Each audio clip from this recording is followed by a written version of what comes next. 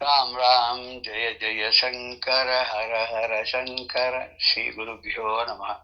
உலகலாம் உணர்ந்து உதற்கரியவன் இளவுலாவிய நீழ்மல்லி வேணியன் அலைகள் ஜோதியன் நம்பல தாடுவான் மலர்ச்சிலம்படி வட்டி வணங்குவாம் அப்படின்னு சொல்லிட்டு சிக்கரார் சிவபெருமானை பத்தி அவனுடைய திருவடிகளை வணங்கி இந்த உலகெல்லாம் உணர்ந்து உதற்கறிவன் இப்படிதான் அப்படின்னு சொல்லி அவனை நிர்ணயம் பண்ணி உபனிஷத்துலாம் அப்படித்தானே சொல்றது இல்லையா? இப்படிப்பட்டவன் இது இல்லை இது இல்லை இது இல்லை பின்ன எதுன்னா இதுக்கெல்லாம் அப்பாற்பட்ட ஒண்ணு இருக்குன்னா அதுதான் அது அப்படின்ற மாதிரி உலகத்தாலால அதி சுலபமாக உணரக்கூடியவன் இல்லைன்னா கூட அவன் ரொம்ப எளிமையானவன்கிறார் திருமூலர்.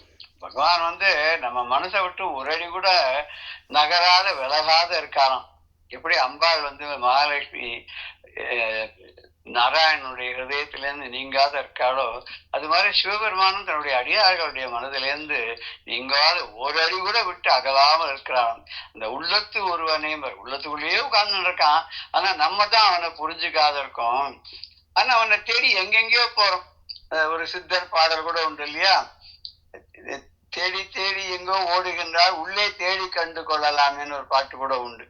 எங்கெல்லாமோ வெளியில போய் தேடி இருக்கோமே அது போய் உள்ள அப்படி பார்த்து உள்நோக்கி பார்த்தா தெரியும். அதான் ரமணர் கூட சொல்றது அதுதான். சில பேர் சில விதமான வியாக்கியானம் கொடுக்கும்போது பயமா இருக்கே தவிர அவர் சொன்னது உள்ளே தேடிப்பாருன்னு சொன்னது என்னன்னா உள்ளுக்குள்ள நீ இருக்க ஜீவாத்மா பரமாத்மா ரெண்டும் ஒன்னாதான் உனக்கு தெரியும் உள்ள தேடி பார்த்தா அப்படிங்கறதா அவர் சொல்றதா எடுத்துட்டா கூட நம்ம உள்ளுக்குள்ள பார்க்கறது ரொம்ப சுலபம் இல்லையா? வெளியில போய் ஊர் ஊரா தேடின்னு இருக்கிறத விட. எனக்கு தெரிஞ்ச ஒருத்தர் சொல்லுவார், ஏன் சார் நீங்க எத்தனை சிவக்ஷேத்திரம் போயிட்டு வரல எல்லா இடத்துலயும் சிவன் எப்படி இருக்காருன்னா லிங்க ஸ்வரூபமா இருக்காரு. ஒரே மாதிரி தானே மழை ஒரு இதுல சிற்பி பண்ணிருக்காரு அதுதானே இருக்கு. அம்பாள் எப்படி எல்லா இடத்துலயும் ஒரே மாதிரி தான் இருக்கா. ஆமா ஒரே மாதிரி தானே இருக்காது. ஒரு இடத்துல கும்பிட்டா பொறுமை எனக்கு பல கஷேத்திரங்கள்ல போய் பார்க்கணும். அது நிஜமா எனக்கு ஒரு ஒரு நிமிஷம் அவர் சொன்னது ரொம்ப கரெக்டா கூட பட்டுது. இங்க பாக்குற அதே சுவாமி தானே எல்லா இடத்துலயும் இருக்காரு. அது நீ ஒரே இடத்துல பார்க்கலாமே. உன்னோட மனதை உறுதிப்படுத்தி கொண்டு நிலையாக நிறுத்தி கொண்டு அந்த ஒரே இடத்துல பார்த்தா அங்க இருக்கிறவர் இங்க வரமாட்டாரா? இங்க தெரிய மாட்டாரா? கண்டிப்பா தெரிவாரு. அங்க வெளியில கூட வேண்டாம், நீ உள்ளுக்குள்ளேயே கண்டு கொள்ளலாமே, உள்ளே தேடி கண்டு கொள்ளலாமே அப்படின்னார். ஆனா அது தெரியாதான் செல்வம் நிறைய இருந்தாலும் சரி அறிவு நிறைய படிச்சிருந்தாலும் சரி உண்மையான பரம்பொருளை அறிய முடியாதுன்னு காட்டுறதுக்காகவே ஒரு திருவிளையாடல். அது திருவிளையாடல் புராணத்துல வராத திருவிளையாடலா இருக்கலாம்னு நினைக்கிறேன். இந்த பிரம்மாவும் திருமாலும் சிவனுடைய தலையையும் பாதத்தையும் கண்டுபிடிக்கிறேன்னு சொல்லி அவர் ஒருத்தர் அன்னப்பறவை மேல ஏறி பறக்கிறார் மேல, இன்னொருத்தர் பூமியை தோண்டிண்டே கீழே போய் பார்க்கிறார். ரெண்டு பேருக்கும் கடைசியில தெரியல. அவர் திரும்பி வந்துடுறார். ஏன்னா இவர் பெரிய ஜோதி வடிவாக நிற்கும் போது ஜோதிக்கு அடியும் முடியும் கிடையாது. அப்பேற்பட்டவனை போய் நான் கண்டுபிடிக்கிறேன்னு சொல்லி போனா நம்ம செல்வந்தராக இருந்தாலும் சரி, பெருமாள் பெரிய செல்வந்தர் இல்லையா? அவர் அப்படி செல்வந்தராக இருந்தாலும் சரி, பெரிய நாவன்மைப்படுத்த பெரிய புலவர்களாக அறிஞர்களாக இருந்தாலும் சரி, அந்த சிவனை அந்த உள்ளொளியை அவ்வளவு சுலபமாக அறிந்து கொள்ள முடியாதுன்னு மக்களுக்கு காட்டுறதுக்காக போட்ட ஒரு நாடகம் அப்படின்னு எடுத்துக்கலாம். அது ஒரு திருவிளையாடல் அப்படிதான். அதுதான் பிரமனும் மாலும் பிரானே நான் என்ன பிரமன் மால் தங்கள் தம் பேதமையாலே பிரமன் அனலாய் பறந்து முன்னிற்க அரணடி தேடி அரற்றுகின்றாரே அப்படின்னு அந்த கதையை அந்த சின்ன ஒரு திருமந்திரத்துல திருமூலர் சொல்றார். இப்படி பிரம்மாவும் திருமாலும் என்ன பண்றா அப்படின்னாக்க நான் தான் தெரியுவேன், நான் தான் பெருசு, செல்வம் தான் பெருசு, அதோட கல்வி அறிவு தான் பெருசு. ரெண்டு பேருக்குள்ள கல்வியா செல்வமா வீரமான கூட ஒரு இது கூட போட்டி கூட வந்ததுன்னு சொல்றா இல்லையா? அப்படி இப்ப ஒருத்தர் செல்வ செருக்குல இருக்கார், ஒருத்தர் அறிவு செருக்குல இருக்காருன்ற மாதிரி ஒரு ரோல் பண்றார். அப்படி பண்ணியதுனால நமக்கு என்ன சொல்றா அப்படின்னா அறிய முடியாத ரூபமாக ஜோதி வடிவமாக நிற்கக்கூடிய அந்த பரமேஸ்வரன் பறந்து முன்னாடி நிற்க இவ ரெண்டு பேரும் பாதத்தையும் காண முடியாமல் அதே சமயத்துல திருவடியோ திருமுடியையோ ரெண்டையும் அடிமுடி காண முடியாமல் திணறி நின்றதாக அந்த பாடல சொல்றார். அப்பேற்பட்ட பரமசிவனார் செஞ்ச முதல் திருவிளையாடலாக பரஞ்சோதி முனிவர் இல்ல ஆலாசிய புராணத்துல அகஸ்தியரோ அவர் சொல்லக்கூடிய முதல் திருவிளையாடல் என்ன அப்படிங்கறதான் நான் இப்ப பார்த்துட்டு இருக்கோம். நம்ம இந்திரனுடைய சாபம் நீங்கிய படலம் அப்படின்றது இதுக்கு பெயர் வச்சிருக்கா. நம்ம இது வரைக்கும் என்ன அப்படி பார்த்தோம் அப்படின்னு சொன்னாக்க, விருத்தாசுரன் அவனுக்கும் இந்திரனுக்கும் சண்டை. அதுல அவன் அசுரன் மாய வித்தைகள் எல்லாம் செய்யறான். அவனை இந்திரனால ஜெயிக்க முடியல. புறமுதுகு காட்சி வந்துடுறானே வச்சுக்கலாம். நேர பிரம்மா கிட்ட என்ன எப்பேற்பட்ட ஒரு அசுரனை நீங்க படைச்சு வச்சிருக்கேல, இவனை எங்களால ஜெயிக்க முடியலையே, இவனோட அக்கிரமமும் தாங்க முடியாத இருக்கேன், என்ன பண்றதுக்கு ஒரு வழி சொல்லுங்கன்னு போது அவர் என்ன சொல்றாருன்னா, வாங்க நம்ம எல்லாம் போய் மகாவிஷ்ணு கிட்ட முறையிடலாம்னு. இப்போ சாதாரண பார்த்தாக்க நம்ம காக்கும் கடவுள் யாருன்னா மகாவிஷ்ணு அப்படின்னு சொல்லுவோம். அழிக்கும் கடவுள் யாரு அப்படின்னா சிவன். ஆனா பல கதைகள்ல பார்க்கறது சிவன் அனுகிரகம் பண்ணவராகவும் பெருமாள் அழித்தலை செய்ததாகவும் அசுரர்களை அழித்ததாகவும் தான் பல கதைகள் நமக்கு தெரிய வருது. இதுல என்ன தெரியுதுன்னா, காக்கும் கடவுள் தேவைப்பட்ட அழிவையும் தருவார், அழிக்கும் கடவுள் அவசியம் ஏற்படும் போது காப்பாற்றுதலையும் செய்வார் அப்படின்னு நமக்கு புரியறதுக்காக தான். ஒருத்தரே ஆனா ரெண்டையும் செய்யறது ஒருத்தர் தான். ரெண்டு விதமான ரோல் பண்ணும்போது இந்த ரோல் இது அந்த ரோல் அது அப்படின்னு பண்றதாக நம்ம எடுத்துக்கலாங்க. அப்படி இருக்கும்போது மகாவிஷ்ணு என்ன சொல்றாருன்னா, பார்க்கடலை கடையும் போது முன்னாடி ஆரம்பத்துல பூர்வ கதை அது.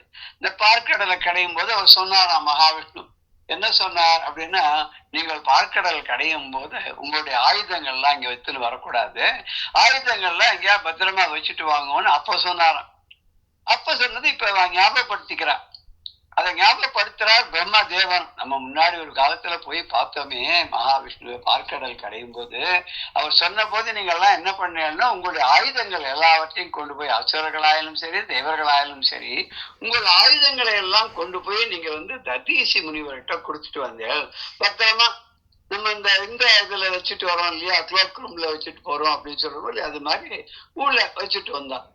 அவர் இந்த பார்க்கடெல்லாம் கடைஞ்சாச்சு, அமிர்த வந்தாச்சு. அதுக்கப்புறம் பல காலங்கள் ஆயிடுத்தானா ரெண்டு பேருமே இந்த ஆயுதங்களை திருப்பி எடுத்துன்னு வரணும் அப்படிங்கறதையே மறந்து போயிட்டா.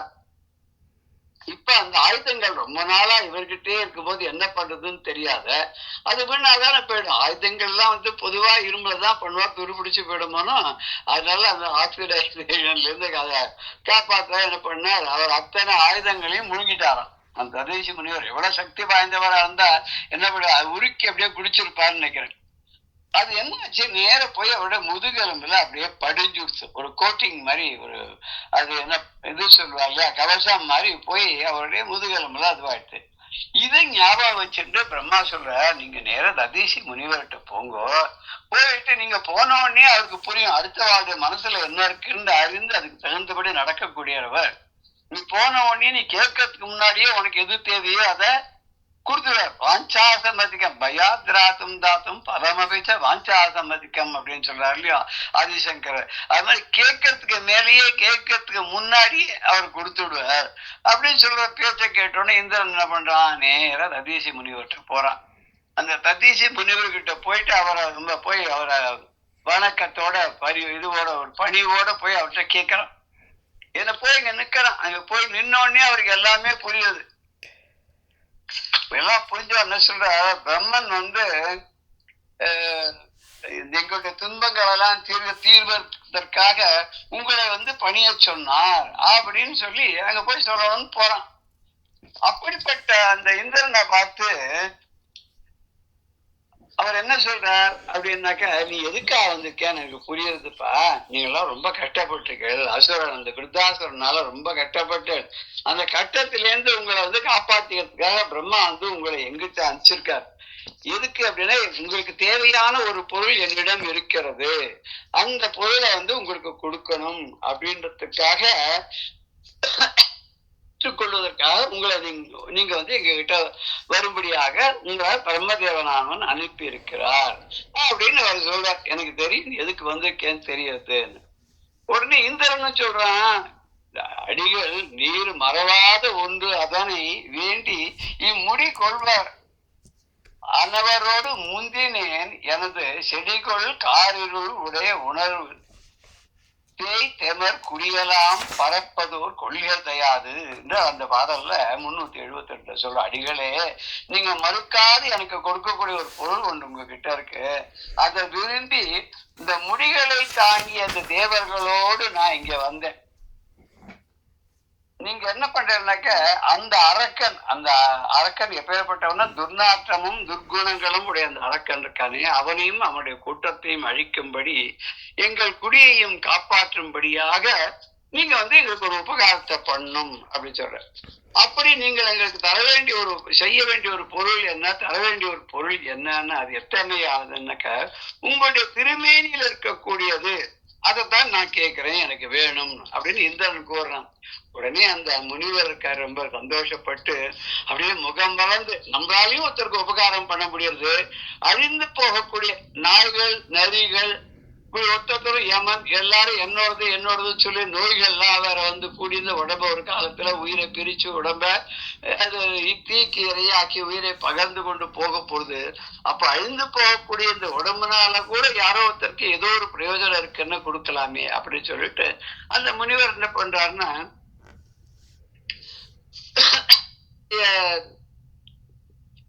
உடம்புல இருக்கக்கூடிய அந்த முதுகு எலும்பை வஜ்ரம் போன்று இருக்கக்கூடிய அந்த வஜ்ராயுதத்துக்கு சமமாக விளங்கக்கூடிய, இல்லைன்னா புதுசாக ஒரு வஜ்ராயுதம் பண்ணுவதற்கு உபயோகப்படக்கூடிய அந்த முதுகு எலும்பை என்ன பண்ணாருன்னா எடுத்துக்கோ அப்படின்னு சொன்னார்.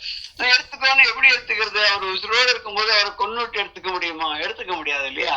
அதனால அவரே என்ன பண்ணாராம், இந்த உலக மாயையெல்லாம் தன்னுடைய தவத்தால் அவர் வென்றவர். அவர் அந்த காரணங்கள்லாம் ஒன்றுபட்டு அந்த அந்த ஜீவ போதத்தை அடக்கி சிவபோதத்தை தன்னோட வசப்படுத்தி கொண்டவராம். அவர் நிஷ்டையில அமர்ந்திருக்கார். அவர் சுழுமுனைய நாடி வழியாக தன்னுடைய வசப்படுத்தப்பட்ட நிஷ்டையில இருந்து கொண்டு இந்த தலையை கபாலத்தை கிழித்து கொண்டு தன்னுடைய பிராணனானது வெளியே செல்லும்படியாக அமைத்து வான ஊர்தியில் அங்கிருந்து அந்த புஷ்பக விமானத்தில் ஏறி சிவலோகத்தை அடைந்தார். அவர் மகிழ்ச்சியோட சந்தோஷத்தோட சிவ சாயுத்தியத்தை அடைந்தார் அப்படின்னு பார்த்தோம். அந்த ததீசி முனிவராகிய அந்த வள்ளலால் கொடுக்கப்பட்ட அழிக்கின்ற தொழிலையெல்லாம் செய்யக்கூடிய அந்த வலிமை வாய்ந்த ஆயுதங்களால் செய்யப்பட்ட அந்த முதுகெலும்பு இருக்கே, கவரப்பட்ட முதுகெலும்பு, அதை வச்சு அந்த பகைவர் மேல போரினை செய்து இத ஒரு தேவதச்சனான, அவர் பேர் என்ன தேவதச்சனுக்கு? விஸ்வகர்மா. அந்த விஸ்வகர்மாட்ட சொல்லி என்ன பண்றார் அப்படின்னாக்க, இத ஒரு நல்ல ஆயுதமா பண்ணி கொடு அப்படின்னு கொடுத்து விஸ்வகர்மாவும் ஒரு வஜ்ராயுதத்தை, புது வஜ்ராயுதம், ஏன்னா பழசு அது இத்து போயிடுச்சு, அது இனிமே பிரயோஜனம் இல்லை. எப்படி இந்த சிவதனுசு அப்படியே இத்து போயிடுச்சு, அதை ராமன் கையில எடுத்தோடனே உடஞ்சி போச்சுன்னு சொல்லுவா இல்லையா? அப்படி இத்து போன ஒரு வில்ல நீ உடைச்சிட்டு பெரிய வீரன்னு சொல்லிக்கிறியே, என்கிட்ட இருக்கக்கூடிய விஷ்ணு தனுசோட அப்படின்னு பரசுராமர் கேட்கும்போது, சிவதனுசே உடைச்சவருக்கு தன்னோட வில்லான விஷ்ணு தனுசை உடைக்கிறது கஷ்டமா? ராமன் உடனே உழைச்சி அம்பை ஏற்றி பரசுராமனை ஜெயிச்சாரு சொல்லுவா இல்லையா? அவருடைய தபத்தை எல்லாம் தப பயனை எல்லாம் பெற்றுக்கொண்டான்னு சொல்லுவா இல்லையா? அங்க டிரான்ஸ்பர் ஆஃப் பவர், அதுதான் அங்க முக்கியமானது இல்லையா? அது மாதிரி இங்கேயும் பகைவர்களை அழிக்கக்கூடிய அந்த வஜ்ரப்படையை தாங்கிக் கொண்டு இந்திரனானும் ரொம்ப சந்தோஷமா வரான். நம்ம அடுத்த பாடலை இன்னைக்கு பார்க்கணும். மறுத்தவா வஞ்ச பேரால் வஞ்ச போரால் வஞ்சித்து வென்று போன கருத்த வாழ் உணர்வு கொல்வான் கடும் பரி நெடுந்தேர் நிழல் வெறுத்த மால் யானை மல்லர் வேலை புக்கு எழுந்து குன்றம் அறுத்த வானவர்கோன் அந்த அவுணர்கோன் மகனை சூழ்ந்தான். மறுத்தவா வஞ்ச போரால் வஞ்சித்து வென்று போன கருத்த வாழ் அவுணர் கொல் வான் கடும் பரி நெடுந்தேர் நீழல் வெறுத்த மால் யானை மல்லர் வேலை புக்கு எழுந்து குன்றம் அறுத்த வானவர்கோன் அந்த அவுணர்கோன் மகனை சூழ்ந்தான். கடமுடான் இருக்கு ரொம்ப, அப்படி இல்ல பார்த்தாலே அது எப்படி எங்க பிரிச்சு படிக்கிறது அப்படின்றது தெரியாதுதான் இருக்கு. இது ஒண்ணு இல்ல, ரொம்ப சிம்பிளா சொல்றாரு. என்ன அர்த்தம் சொல்றாரு அப்படின்னாக்க, ஒரு நேர்மையான ஒரு சண்டை போடலாம் அந்த தாசன் இருக்கானே, குற்றம் நிறைந்த பலவிதமான குற்றத்துக்கு ஆட்பட்ட அப்பேற்பட்ட ஒரு மாய போர். எப்பவுமே அசுரர்கள் என்னாலுமே நேரடியான நேர்மையான போரை செய்ய மாட்டார்கள். அது என்ன பண்ண மாயமான போர் செஞ்சு இங்க அங்க மறைஞ்சு. அப்படித்தானே ராமாயணத்துல கூட இந்திரஜித் அப்படிதான் மாய போர் செஞ்சான்னு படிச்சிருக்கோம் இல்லையா? இங்கே மாயமா வஞ்சனை செஞ்சு இந்திரனை வெட்டிவிட்டான். அந்த இந்திரனை வெட்டினோன்னு அந்த கோபத்தோடு இருக்கக்கூடிய அந்த வாளை கையில கொண்ட விருத்தாசன் இருக்கானே அவனை கொல்லணும். அவன் கையில ஒரு வாள் வச்சிருக்கான், அதுவும் வஜ்ர படை வச்சிருக்கான். இவன் என்னென்ன வச்சிருக்கானோ எல்லாம் அவனும் வச்சிருக்கான். அவன் கையில இருக்கக்கூடிய அந்த வாளை கண்டு பயந்து இவன் ஓடி வந்துட்டான். அவன் மாய வித்தை பண்ணி மாய வித்தை செய்கிறான் அப்படின்னு ஒரு பாட்டு கூட கேட்டுருக்கோம் இல்லையா? அது சிவனை பத்தி. இவன் இங்க மாயம் பண்றான். அப்பேற்பட்ட அந்த அசுரனை கொல்லணும். இந்திரன் ஒரு காலகட்டத்துல என்ன பண்ணான்னா, மலைகள் எல்லாத்துக்கும் ரெக்கைகள் இருந்துதான். அவைகள் பறந்து பறந்து போய் அங்கங்க அந்த திரிபுராந்தகர்கள் மாதிரி அங்கங்க போய் இந்த மலைகள்லாம் அங்கங்க இறங்கிடுமா. இறங்கினா அந்த கீழே இருக்கக்கூடிய அத்தனை ஜனங்களும் அழிக்கப்பட்டு விடுவாராம். அவெல்லாம் மக்கள் எல்லாம் போய் இந்திரன்ட்ட போய் வேண்டிக்கிறா. வேண்டினா அவன் என்ன பண்றான்னா வஜ்ராயத்தை கொண்டு எல்லா மலைகளுடைய ரெக்கைகளையும் வெட்டிப்படுறான். அப்போ ஒரே ஒரு மலை மைனாக்கம்ங்கிற மலை மொத்தம் தப்பிச்சுன்னு போய் கடலுக்குள்ள ஒளிஞ்சுன்னு அப்படின்னு படிச்சிருக்கோம் ராமாயணத்தை கூட. அது வருது. அப்ப கைகளை எல்லாம் வெட்டி அந்த மலைகளை எல்லாம் அடக்கி அந்த தேவர்களுடைய தலைவனாக இந்திரன் இருக்கானே, அவன் என்ன பண்றான் அப்படின்னு கேட்டா, படைகளோட கூடி அந்த கடல் நடுவே புகுந்து கொண்டிருக்கக்கூடிய அந்த அசுரனை சூழ்ந்து கொண்டான். அது எப்பேற்பட்ட படைகள் அப்படின்னு சொன்னாக்க, விரைவான நடையுடைய குதிரைகள். குதிரைகள் எப்பவுமே வேகமா போகும் இல்லையா? அதுல கூட இந்த பஞ்சகல்யாணி குதிரை அப்படின்லாம் சொல்லுவோம். அதெல்லாம் ரொம்ப படுவேகமாக பாயக்கூடிய. அதுக்கு ஒரு மணி நேரத்துக்கு 100 மைல் போகுமா. இது ஒரு வேடிக்கை. ஒரு பாட்டு ஒண்ணு உண்டு. தெனாலிராமனுடைய குதிரை மாதம் போம் காத வழி அப்படின்னு எழுதினார் ஒரு புலவர். காத வழின்னு 100 மைல். அது எத்தனை 100 மைல் போறதுக்கு 1 மாசம் ஆகுமா அந்த குதிரைக்கு. அப்படிப்பட்ட ஒரு குதிரையை அவன் வளர்த்துட்டு இருந்தாங்க. ஆனா சாதாரண குதிரைக்கு எப்படின்னாக்க அதனுடைய கால அமைப்புகள்லாம் அப்படின்னா, அது சாதாரண நடந்தாலே மற்றவாளோட வேகமா போகும் அப்படின்னு சொல்லுவான். இங்க வேகமான விரைவான நடையுடைய குதிரைகளை எல்லாம் படையாக கொண்டது.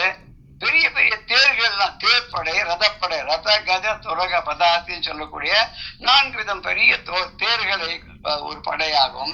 தன்னுடைய நிழலை பார்த்து அப்படியே ஒரு கோபம் கொள்ளுகின்ற யானை படைகளையும், நிழலை பார்த்தோன்னே இது ஏதோ பகைவன் எதிரி வந்திருக்கான் சண்டை போடணும்னு அப்படி முதம் பிடிச்சு அலையும். அப்பேற்பட்ட யானை படைகளையும் நல்ல தேர்ந்த திறமை மிக்க பயிற்சி பெற்ற வீரர்களாய் கொண்ட சேனைகளையும் கொண்டு இந்த கடல் நடுவே புகுந்து அந்த அசுர தலைவனை சூழ்ந்து கொண்டானா இந்திரன். அதுதான் இந்த பாடல் சொல்ற. அசுரருக்கு தலைவனாக விளங்கக்கூடிய அந்த விருத்தாசுரனை, அந்த கடலுக்கு நடுவிலே போய் ஒளிந்து கொண்டிருக்கக்கூடிய அந்த அசுரனை இந்திரனானவன் போய் சூழ்ந்து கொண்டான். இப்ப நம்ம பதம் பதமா பார்க்கலாம். 379 78 பார்த்தாச்சு இல்லையா? 78 பார்த்தாச்சு. அம்முனி வள்ளல் இந்த வடுபடை முதுகத்தண்டை தெம்முனை அடுபோர் காய்க்கும் திரள்கெழு குளிசம் செய்து கம்மிய புலவன் ஆக்கம் கரைந்து கைகொடுப்ப வாங்கி மை முகில் ஊர்த்தி ஏந்தி நின்விடும் மழை போல் என்றான்றதை நம்ம பார்த்துட்டோம் இல்லையா? அது ஏற்கனவே பார்த்தோம்.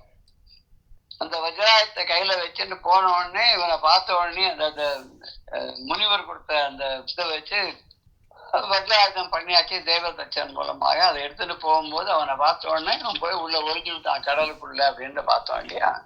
இப்ப இந்த பாடல்ல மறுத்தவா அதாவது குற்றங்கள் நிறைந்த வஞ்ச போரால், மாய போரினால், வஞ்சனை மிகுந்த போரினாலே வஞ்சித்து வென்று போன இந்த இந்திரனை வஞ்சனை செய்து அவனை ஏமாற்றி பேற்று ஓடும்படியாக செய்த கருத்த வாழ் அவுணன் கொல்வான். கருத்த வாழ் அவுணன் அப்படின்னா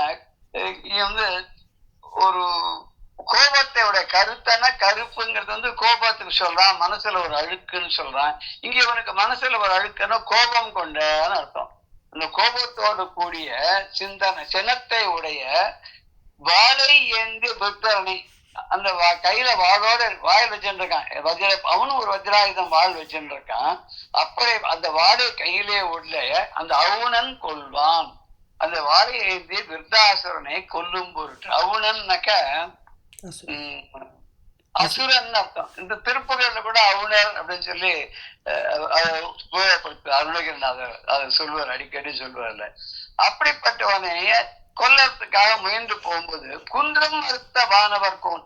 குன்றம்னா மலைகள். அந்த மலைகளை எல்லாம் மறுத்தானா மலைகள்ல எதா இருக்கிறான் அப்படின்னா மலைகளுக்கு இருந்த ரெக்கைகளை எல்லாம் அந்த ஒரு காலத்திலே ரெக்கையோடு கூடிய இந்த மலைகள் பறக்கும் தன்மை வாய்ந்ததாக இருந்தன.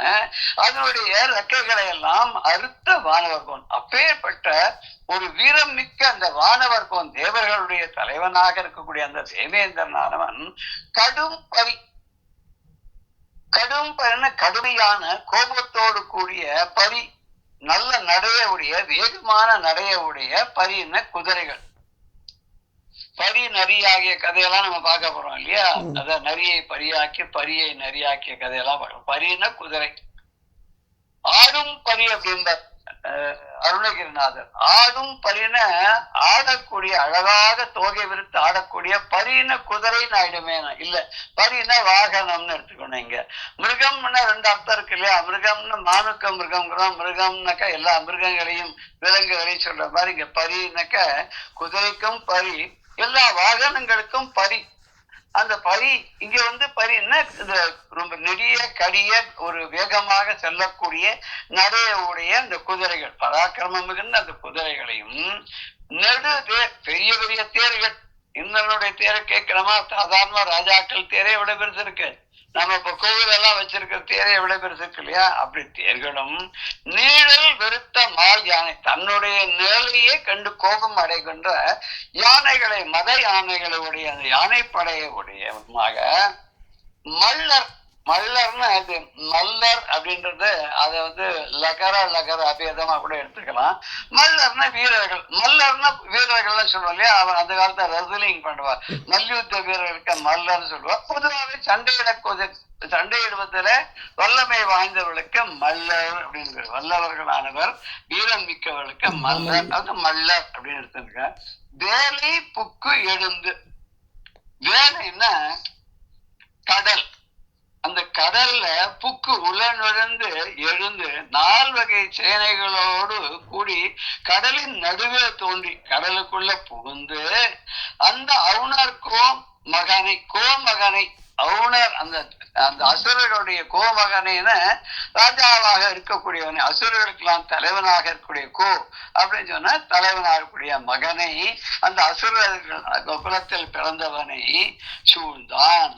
அந்த அவுணர் தலைவனை வளைத்தான். சூழ்ந்து கொண்டான், வளைத்து கொண்டான் அப்படின்னு அர்த்தம். இவன் கடலுக்குள்ள போய் ஒளிஞ்சுட்டா கூட இந்திரன் அவனை தொடர்ந்து போய் படைகளோட இப்ப இந்த தடவை தைரியம் வந்துருது. ஏன்னா ததீசி முனிவர் கொடுத்த அந்த முதுகு தண்டை எடுத்து அதுல வஜ்ராயுதம் பண்ணி கையில எடுத்துட்டு போயிருக்கான். அது பலபலான மின்னல் மாதிரி மின்னது. அப்பேற்பட்ட வாழை உடையவன் அதுல எவ்வளவு படைகளுடைய வீரமும் அதனுடைய ஒரு வீரியமும் அதுல கலந்திருக்கு. அதனால கண்டிப்பாக தனக்கு வெற்றிதாங்கிற ஒரு எண்ணத்தோட தைரியமாகவும் உறுதியோடவும் வானவர் தலைவனான இந்திரனானவன் போகின்றான். எப்படி உடனே அவன் யோசனை பண்ணும் இல்லையா? இவன் முன்னாடி நம்ம விட்டு புறமுது காட்டு ஓடினா இப்ப எப்படி வரானே அவன் யோசனை பண்ணும் இல்லையா? இப்படித்தானே முதல் நாள் வரைக்கும் சண்டை போட்ட அந்த சுக்ரீவன் இருக்கானே, அந்த வாதியை கண்டு அடுத்த நாளைக்கு வாடா சண்டைக்குன்னு அவனே அவன் கையில தோலை தட்டிட்டு வரான்னாக்க தார சொல்றான்னு சொல்லுவான். நேற்று வரைக்கும் பயந்து ஓடினவன் இன்னைக்கு தைரியமா உங்களை சண்டைக்கு வான கூப்பிடுறான்னு இவனுக்கு பின்னாடி ஏதோ ஒரு பலம் இருக்கு அப்படின்னு அர்த்தம். யோசனை பண்ணிப்பாரு. எனக்கு தெரிஞ்சு ராமலட்சுமணா வந்திருக்கா, அவ கிட்ட இவன் தஞ்சம் புகுந்திருக்கான். அவ 2 பேரும் இவனுக்கு உறுதி கொடுத்திருக்கா, உன்னை ஒழிச்சு விடுறேன்னு சொல்லிட்டு, ஜாகிரதை நீ இப்ப சண்டைக்கு அவனை எடுத்து போகாதுன்னு சொல்றா இல்லையா?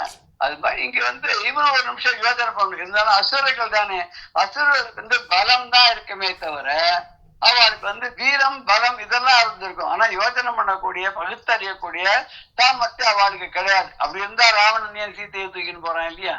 அது ஒரே ஒருத்தனுக்கு மாத்திரம் அசுர குலத்துல பிறந்தாலும் இந்த விபீஷணனுக்கு நல்ல எண்ணம் இருந்தது இல்லையா? அதே மாதிரி அசுர குலமான இது ஹிரண்யசிபுக்கு பிள்ளையா பிறந்தா கூட பிரகலாதன் ஒரு பக்தனா இருந்தாலே அது எதுவும் ரொம்ப ரேர், ஒரு எக்ஸெப்ஷன்ஸ் தான். There are exceptions to rules சொல்லுவாங்க. ஆனா வந்து exception should not become rules சொல்லுவாங்க. அதோடு ஒரு விதி விலக்கு இருக்கலாமே தவிர விதி விலக்கே வந்து விதியாக மாறக்கூடாதுன்னு சொல்லுவாங்க இல்லையா. அடுத்த பாடல்ல வானவர் சேனை 3 வளைத்தலும் வடவை செந்தியானது வரை நோங்கி அழன்று உறுத்து எழுந்து உருத்திருந்து ஆலென்ன தானவர் கோணும் ஆனந் தலைக்கொட எழுந்து வானம் கோணும் அந்த இடத்துல எப்படி பிரிக்கணும், கோணும் அப்படின்னு சிந்தியானது அழன்று உருத்து எழுந்தா என்ன மானம் தலைக்கொடான்னு பிடிக்கணும். வானவர் கோணும் மானம் தலைக்கொட எழுந்து பொங்கி சேனையும் தானும் மூண்டு சீறி நின்று இடுபோர் செய்வான்.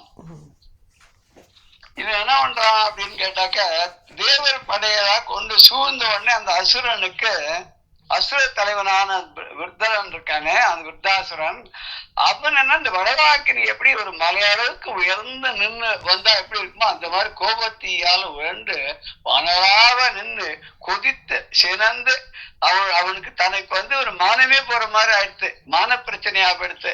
அப்ப அதனால அவனுக்கு தலை வரைக்கும் ஏறிப்படுத்து கோபம், தலைக்கு எழுந்து அப்படியே சினந்து ஒரு நெருப்பு கொழுந்து விட்டு எரிவது போல அங்கேருந்து எழுந்து வரான். அவனும் தன்னோட இருக்கக்கூடிய சேனையை எடுத்துக்கொண்டு வரான். அவன்கிட்டயும் சேனை இருக்கு, இல்லைன்னு சொல்ல முடியாது, சேனையை எடுத்துக்கொண்டு வரான். ரொம்ப கோபத்தோட வரான்.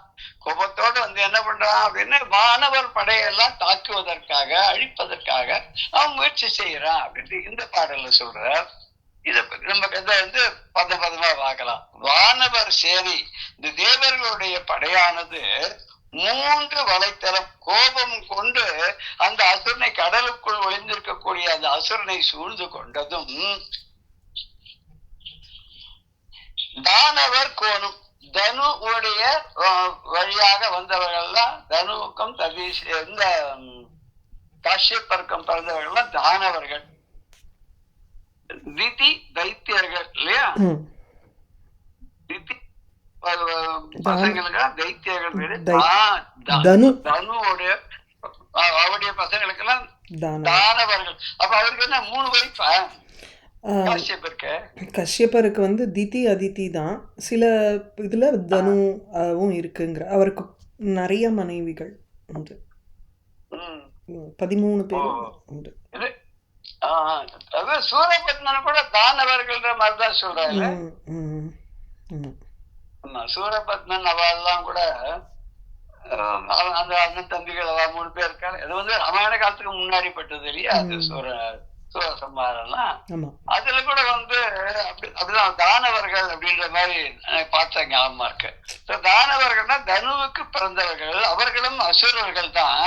அந்த அசுரர்களுக்கு எல்லாம் கோன் யாரு தலைவனாக இருக்கக்கூடியவனான இந்த விருத்தாசுரன் இருக்கானு, வடவை செந்தி ஆனது, வடவா முகாக்கினியானது. வடவாக்கினிங்கிறது என்னது, இந்த இது கடியில் சமுத்திரத்துக்குள்ளே இருக்கக்கூடிய வாடவாக்னிம்போம். வடவங்கிறது ஒரு குதிரையினுடைய முகத்தோட ஷேப்பில் இருக்கக்கூடிய ஒரு அக்னி. அதுதான் சமுத்திரத்தை வந்து வத்தி அது செக்கில் வைக்கிறதுங்கிறோம். மழை பெஞ்சதுன்னா அது வரம்ப மீறாமல் இருக்கிறதுக்கு அதுக்குள்ளே இருக்கக்கூடிய ஒரு அக்னி. அதாவது இப்ப வந்து நம்ம இதுல படிக்கிறது அக்னி ஆபகான்னு சொல்ற மாதிரி அக்னில இருந்து நீர் வந்ததுன்னு சொல்றோம் இல்லையா, அந்த சப்மரீன் ஃபயர்ங்கற, சப்மரீன் ஃபயர் சில சமயம் சப்மரீன் ஃபயர் எப்பப்ப எங்கெங்க வரும், பூமிக்கு அடியில இருந்து நெருப்பு பழமாக வெளியில வருதுன்னு சொல்றோம் இல்லையா, லிக்விட் ஃபார்ம்ல தானே அது வருது இல்லையா, எரிமலையில இருந்து அப்படியே வெடிச்சு வெளியில வரும்போது அது வந்து அக்னி பிழம்பு வந்து கூழாட்டமா தானே வருதுன்னு சொல்றோம் இல்லையா. இரும்பு கூட நல்லா காய்ச்சி அத திரவ நிலைக்கு கொதிய நிலையை கொண்டு வரும்போது அது கூட லிக்விடா இருக்காது, அது ஒரு மாதிரி ஆரஞ்சும் இல்ல மஞ்சளும் இல்ல ரெட்டும் இல்லன்ற கலர்ல அது இருக்குன்னு சொல்லி அந்த வடவாக்கினி இருக்கு. அது ஓங்கி மலை போல எழுந்து நின்னா எப்படி இருக்குமோ அந்த மாதிரி இந்த வரையின் ஓங்கி அந்த மலை போல உயர்ந்து ஆகாசத்துக்கு பூமிக்கு உயர்ந்து நின்று அழன்று உறுத்து எழு எழுந்தால் என்ன, அப்படியே கொதிச்சு எழுந்தது போல, அந்த அக்னியானது கொதித்து கோபமுற்று எழுந்தது போல இவனும் கோபம் கொண்டு எழுந்து மானும் தலைப்புற. ஏன் அப்படி வந்தான்னா, பச்சையா நம்ம கண்டு தோத்து ஓடினான்னு நம்ம நினைச்சுட்டு இருக்கோம். இவன் மறுபடியும் வந்துட்டானே, இவன் ஏதோ ஒரு பலத்தோட வந்திருக்கானே, என்ன பலத்தோட வந்திருப்பான்னு தெரியல, இவன் தன்னை கொன்னுடுவானோ தன்னை ஜெயிச்சிருவானோ அப்படிங்கிற ஒரு உள்ளூர ஒரு எண்ணம் அவனுக்கு இருக்கு. அதனால அப்படிப்பட்ட ஒரு அவமானம் தனக்கு நேரக்கூடாது அப்படின்னால ஒரு தன்மான உணர்ச்சி தலைக்கு ஏறுறது. தன்மானம் தலைக்கு ஏறிட்டா அப்படின்னு கேட்போம் இல்லையா நம்ம கூட சமயம். ஆஹா, இதற்கு என்ன தன்மானம் தலைக்கு ஏறிட்டு போல் இருக்கு, அதான் மறுபடியும் சண்டைக்கு வர அப்படின்னு சொல்றோம் இல்லையா. அப்படி இவன் எழுந்து பொங்கி எழுந்து கொதித்து எழுந்து சேனையும் தானும் மூன்று, தான் மாத்திரம் வரல, அவனும் கொஞ்சம் படவை வச்சிருக்கான். முன்னாடி இருக்கிற சண்டையில கொஞ்சம் அவனுடைய படைகளுக்கும் சில சேதம் ஏற்பட்டாலும் அவன்கிட்ட கொஞ்சம் பல அசுரர்கள் எல்லாம் இருக்கு. அவ நினைச்சா யார் வேணாலும் உயிர் பெற்று வந்துருவாளே, அவளுக்குதான் ஏதோ ஒரு மந்திரங்கள்லாம் அவருக்கு சொல்லி அவர் சுக்கராச்சாரியர் எல்லாரும் எழுப்பிடுவார் இல்லையா. அப்பேற்பட்டவர் அப்படி தன்னுடைய படைகளோட சேனையோட தானும் மூண்டு எழுந்து தானும் சேனையுமாக வந்து சீறி நின்று, அப்படி சும்மா அப்படி ஒரு சிங்கம் சீர்ற மாதிரி நின்று மாறா சண்டைக்கு அப்படிங்கிற அடுபோர் செய்வான். அடுபோர் செய்வான்னா அந்த ஒரு யுத்தத்திலே எதிரிகளை அழிக்கக்கூடிய அளவுக்கு ஆக்ரோஷமான போரை செய்வான் அப்படின்னு சொல்லிட்டு இந்த பாடல் சொல்றது.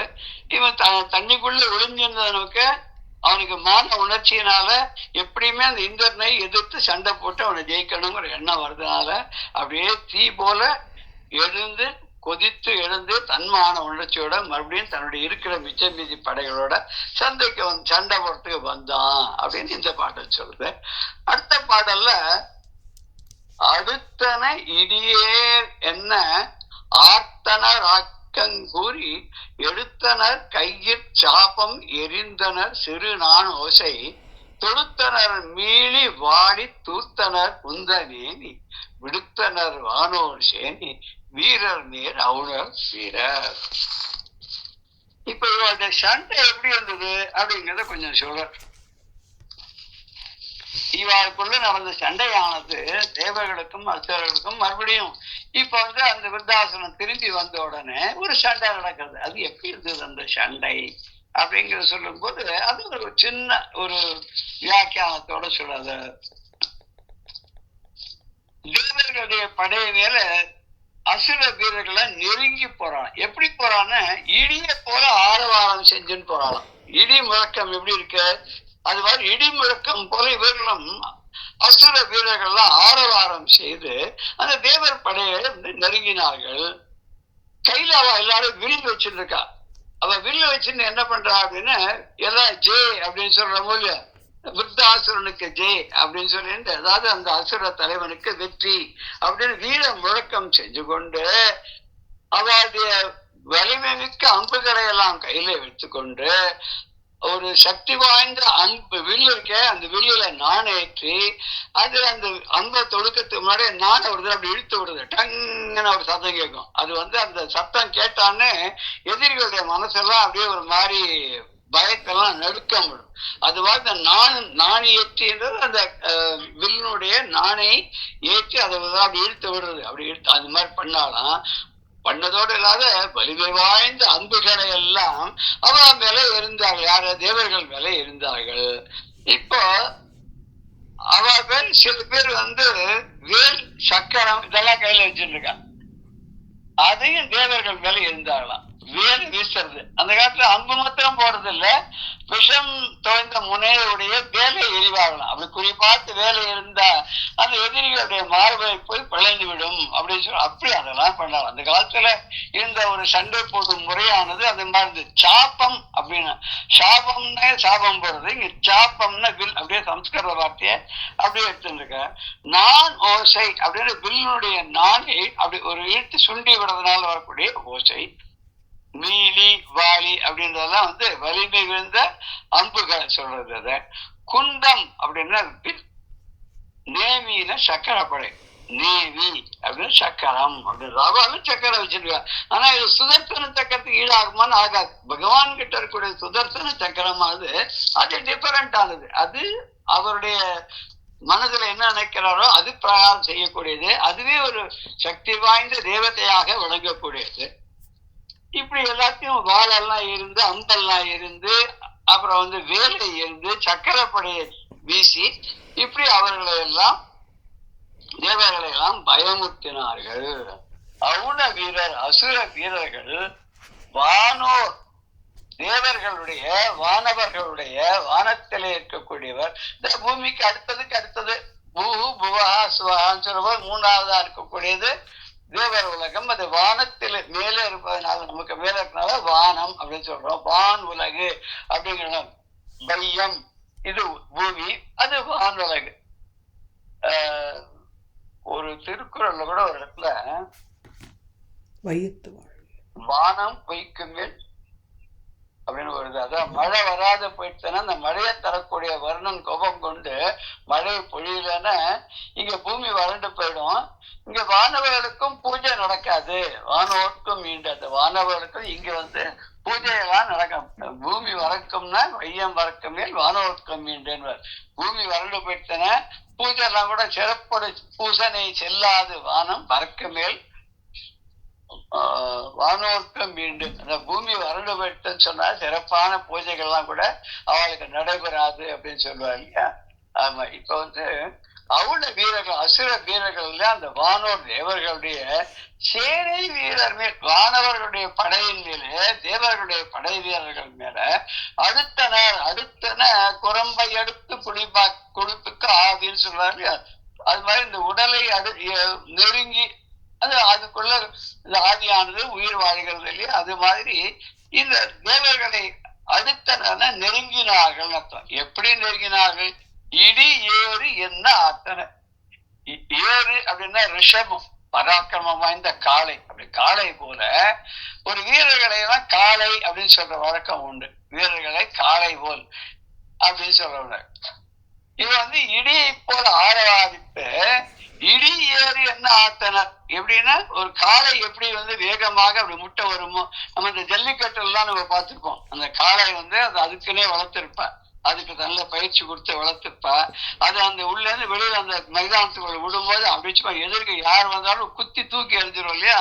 அந்த ஏறு போல அதை கட்டி விழுறதுனாலதான் பிளவுக்கு ஏறுன்னு பேரு, கலப்பைக்கே ஏறுன்னு பேரு. இடி ஏற்றை போல அப்படி இடி போல முழங்கி வருகின்ற ரிஷபத்தை போல ஆரவாரம் செய்து கொண்டு கையில் சாப்பம், கையில என்ன வச்சுருக்கா? சாப்பம்னு வில்ல வச்சுருக்கா. ஆக்கம் கூறி எடுத்துன அந்த வில்ல எப்படி எடுத்துட்டு வரலாம்னா வெற்றி முழக்கம் செய்து எடுத்துட்டு வரலாம். எங்களுக்கு தான் வெற்றி, நாங்க தான் ஜெயிக்க போறோம் அப்படின்னு வெற்றி முழக்கம் செஞ்சு அதை எடுத்துன்னு வந்துட்டு என்ன பண்றான்னா அந்த வில்லுடைய அந்த நாணை சுண்டி விடுகிறார்கள். சுண்டி விடும் போது சிறு நான் ஓசை எரிந்தனர். இந்த சிறிய கொடகடா அப்படின்னு டைன்னு ஒரு சத்தம் இல்லையா. நம்ம வீணையில கூட அந்த நரம்பு அப்படி மீட்டினோன்னா சத்தம் வரும். அது மாதிரி இந்த நாணை அப்படி தட்டி விட்டோன்னே அது ஒரு சத்தம் போடுது. அப்படி சத்தத்தோட அந்த சிறிய குணத்தொழி உண்டாமாறு எரிந்து, அதாவது உண்டாகுமாறு எரிந்து அப்படின்னாக்க அதுல ஒரு ஒலி, ஒரு பலத்தை ஏற்படுத்தக்கூடிய ஒரு ஒலியை உண்டாக்க மாறும். அந்த வீரர்களுக்கு நல்ல ஒரு வெற்றியை அடைவதற்கான உற்சாகத்தை கொடுக்கக்கூடியதாகும். அப்படி அது தூண்டி விடுகிறது. அப்படி அதை எரிந்து மீளி வாரி, அதாவது வலிமையான அம்புகளை எல்லாம் தொடுத்தனர். அந்த வில்லுல அம்புகளை எல்லாம் தொடுத்தார்கள். அம்புகள் எல்லாம் தொடுத்து தூர்த்தனர். தூர்த்தனர்னா இந்த வீரர்கள் மேல எரிந்தனர்னு அர்த்தம். தூர்க்கிறதுன்னா ரெண்டு மூணு அர்த்தம் சொல்லலாம். அந்த கிணறு தூர்க்கிறது அப்படின்னு சொன்னா அதை ஆழப்படுத்துறது, குழி வெட்டுறதுன்னு அர்த்தம். இங்க இவர்களை தூர்த்தனர்னா இவர்களை அழித்தனர், அழிக்கும்படியாக அவர்கள் குழி வெட்டும்படியாக செய்தனர் அப்படி கூட எடுத்துக்கலாம். இது ஆகு பெயரா கூட எடுத்துக்கலாம். குந்தம் நேவி விடுத்தனர். கையில இருந்த நேவி விடுத்த சக்கரப்படை, கையில் இருக்கக்கூடிய வேலையும் சக்கரப்படையும் அவர்கள் மேல் எரிந்தார்கள். சக்கரத்தை அப்படி சுழட்டி வருது. சக்கரத்தை சுழட்டி விட்டா போய் எதிரியுடைய கழுத்து அறுத்துடும். இப்படியாக இவர்கள் பயங்கரமான சண்டையை செய்தார்கள். சண்டை போட்டு என்ன பண்ணா அப்படின்னா கிட்டினர் கடக கையால் கிளர்வரை அணைய தெந்தோள் குட்டினர் சாரி மாறி குதித்தனர் பலகை நீட்டி முட்டினர் அண்டம் வெல்ல முழங்கினர் வெடிவாள் போச்சி வெட்டினர் அவுணர் சேனை வீரரை வானவீரர் அப்படிங்கிற இந்த பாடல். இதுவும் கொஞ்சம் கடினமான பதங்களை உடையதாக தான் இருக்கு. தேவனுடைய படை வீரர்கள் அசுரப்படை வீரரை நெருங்கி அவளும் சும்மா இருப்பாள். அவள் என்ன பண்றா, பதிலுக்கு தோல்ல ஒரு தோல் வலை போட்டுருக்கா, தோல் வளையம் சொல்லுவாங்க, அந்த தோல் வலை போட்டுருக்கா. அந்த தோல் மலை போல இருக்கக்கூடிய தன்னுடைய தோள்களை எல்லாம் தட்டி அப்படி வீர உணர்ச்சியோட அப்படி வா சண்டைக்கு அப்படி மல்யுத்தத்துக்கு வரும்போது நம்ம பார்த்துருப்போம், 2 பேர் எதிர் நம்ம 2 பேர் தோலை தட்டி இப்ப வா அப்படின்னு கூப்பிடுவாங்க. அது மாதிரி அவன் அப்படி இங்கேயும் அங்கேயும் மாறி மாறி குதிக்கிறான். வயா சண்டைக்கு இடது பக்கத்துக்கு வலது பக்கம் குதிக்கிறான், வலது பக்கம் இருக்கக்கூடிய இடது பக்கம் குதிக்கிறான். யாரு, இந்த தேவர்கள் படையில இருக்கிறவாள்லாம். அவெல்லாம் ஒரு சந்தோஷம், ஒரு உற்சாகம். ஏன்னா இப்ப தேவேந்திரன் கிட்ட ஒரு பெரிய ஒரு பலமான ஒரு ஆயுதம் இருக்கு. அந்த ஆயுதப்படை கையில இருக்கும் போது யாராலும் எந்த எதிரியாலும் ஒண்ணும் பண்ண முடியாதுன்னு அப்படின்னு இவாளுக்கெல்லாம் ஒரு தைரியம். அந்த தைரியத்தோடு கூடியவராக இங்கேயும் அங்கேயும் மாறி மாறி துள்ளி குதித்து அப்படி கையில கேடயம் வச்சிருந்த கேடயத்தை அப்படியே நீட்டி அவன் மேல எதிரிகள் மேல இடிக்கிறான். அந்த கேடயத்துல முன் பக்கத்துல முள்ளு முள்ளு முள்ளு முள்ளா இருக்கும். அதாவது ஒரு கையில பிடிச்சுட்டு கேடயத்தை ஒரு முட்டினான்னா எதிரி உடம்பெல்லாம் காயமாயிடும். அவன் ஏதாவது வில்லையோ அம்பையோ எடுத்து ஆயுதத்தை ஏந்தி இவன் மேல அடிச்சான்னா அது கேடயமானது இந்த வீரனுடைய மார்பை காப்பாற்றும், அந்த அடி படாத மாதிரி காப்பாற்றும். அப்படி அந்த கேடயத்தை நீட்டி அண்டங்கள் பிளக்க ஆறுவது. இப்ப போடுற சப்தம் இருக்கே, அது உலகமே அண்டமே அதாவது விஸ்வமே அப்படின்னு சொல்றோம் இல்லையா, அத்தனையும் அப்படியே பிளந்து போற அளவுக்கு ஒரு ஆரவாரம் இடித்து அப்படி எங்க பார்த்தாலும் பயங்கரமா மின்னல் மின்னக்கூடிய அளவு இருக்கே. அந்த மாதிரி இந்த கூரிய வாளினை வீசி அசுர வீரர்களை விட்டார்கள். இவன் எல்லாரும் கையில வாள் வச்சிருக்கா, இந்திரன் வஜ்ரப்படை வச்சிருக்கான். இது பளபளன்னு இருக்கு. அந்த பளபளப்பான அந்த வாள், ஒளி வீசக்கூடிய அந்த வாளை எடுத்து இவாளும் அசுரர்கள் மேல பதிலுக்கு அடிக்கிறார். இவ சும்மா இருப்பாள். இவாளும் தன்னுடைய பராக்கிரமத்தை தன்னுடைய வீரத்தை இவ காட்டுறா. அது நம்ம இந்த பாடல் பார்க்கிறோம். வானவ வீரர்கள் தேவ வீரர்களா இருக்காளே, இந்திரனுடைய படையை சார்ந்தவர்கள் என்ன பண்ணா, அவுண சேனை வீரரை, அவுணன்னா அரக்கர்கள், சேனை வீரர் அந்த அசுரனுடைய படை வீரர்களையும் கிட்டினா நெருங்கினார்கள் அப்படின்னு அர்த்தம்.